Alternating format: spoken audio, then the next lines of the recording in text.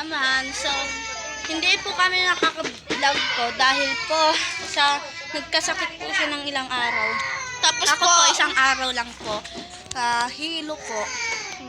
So, nag-ano rin po sila dahil ka-birthday niya lang po kagahapon.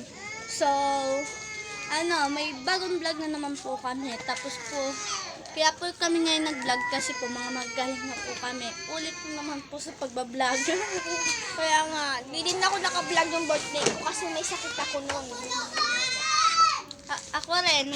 February 6 kasi ako. Ikaw? September 5. Ikaw? 2011. July 23, 2013. Sige po, intay-intay na lang kayo. Wait lang.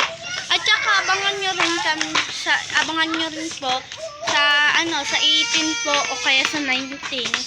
May bagong gaganapin po kami. May surprise lang po kami. Yung gumaling po ako, nagkasugat po ako dito. Kaya guys, intay-intay mo. Kaya mga guys, kaya ngayon vlog naman po kami. So marami pa po kaming work kasi po tingnan mo medyo magaling na po siya kaso Pumayat po ako masyado kaso nga lang. Tingnan nyo guys yung katawan, di ba? Ang payat niya na po ngayon. So, ang dami pong mga bata dito. Yan. Yung isa po may iyak.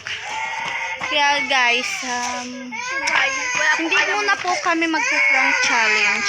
Kasi po, mga guys, batihan nyo naman po siyang happy birthday. Pabati naman ng happy birthday. Sige, Kagahapon lang po yung birthday. pabati ng happy birthday. Happy birthday. Happy birthday.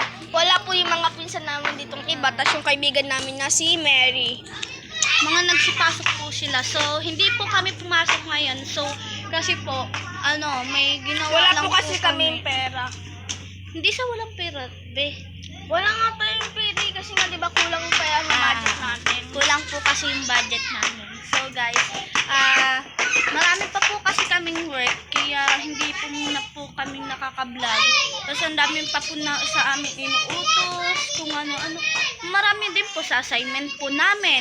Sa kung ano-ano po, guys. Depende naman sa dyan.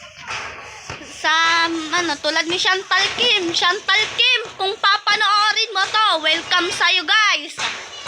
Kay Pango. Sige, comment lang kayo dyan hang happy birthday. Pabati naman sa inyo. Click